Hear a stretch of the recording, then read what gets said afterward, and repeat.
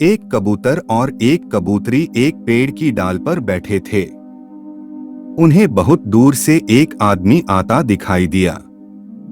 कबूतरी के मन में कुछ शंका हुई और उसने कबूतर से कहा कि चलो जल्दी उड़ चले, नहीं तो ये आदमी हमें मार डालेगा। कबूतर ने लंबी सांस लेते हुए इत्मीनान के साथ कबूतरी से कहा, भला उसे गौर से देखो तो सही, उसकी अदा देखो, लिबास देखो, चेहरे से शराफत टपक रही है। ये हमें क्या मारेगा, बिल्कुल सज्जन पुरुष लग रहा है। कबूतर की बात सुनकर कबूतरी चुप हो गई। जब वह आदमी उनके करीब आया तो अचानक उसने अपने वस्त्र के अंदर से तीर कमान निकाला और झट से कबूतर को मार दिया और बेचारे उस कबूतर के वहीं प्राण पखेरु उड़ गए। असहाय कबूतरी ने किसी तरह भागकर अपनी जान बचाई और बिलखने लगी। उसके दुख का कोई ठिकाना न रहा और पल भर में ही उसका सारा संसार उजड़ गया। उसके बाद वह कबूतरी रोती हुई अपनी फरियाद लेकर राजा के पास गई और राजा को उसने पूरी घटना बताई। राजा बहुत दयालु इंसान था। राजा ने तुरंत अपने सैनिकों को उस शिकारी को पकड़कर लाने का आदेश दिया। तुरंत शिकारी को पकड़कर दरबार में लाया गया।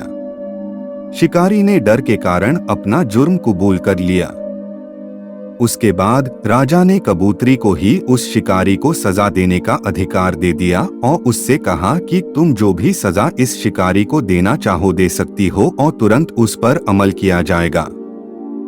कबूतरी ने बहुत दुखी मन से कहा कि हे राजन, मेरा जीवन साथी तो इस दुनिया से चला गया जो फिर कभी भी लौटकर नहीं आएगा, इसलिए मेरे विचार से इस क्रूर शिकारी को बस इतनी ही सजा दी जानी चाहिए कि अगर वो शिकारी है तो उसे हर वक्त शिकारी का ही लिबास पहनना चाहिए। ये शराफत का लिबास वह उतार दे, क्योंकि शराफत का लिबास ओढ़कर धोखे से घिनौने कर्म करने वाले सबसे बड़े नीच होते हैं।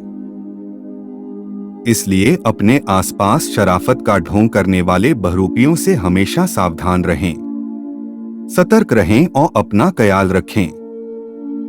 आप सबका मंगल हो, सब स्वस्थ रहे। दोस्तों, उम्मीद करता हूँ आपको आज की कहानी पसंद आया होगा।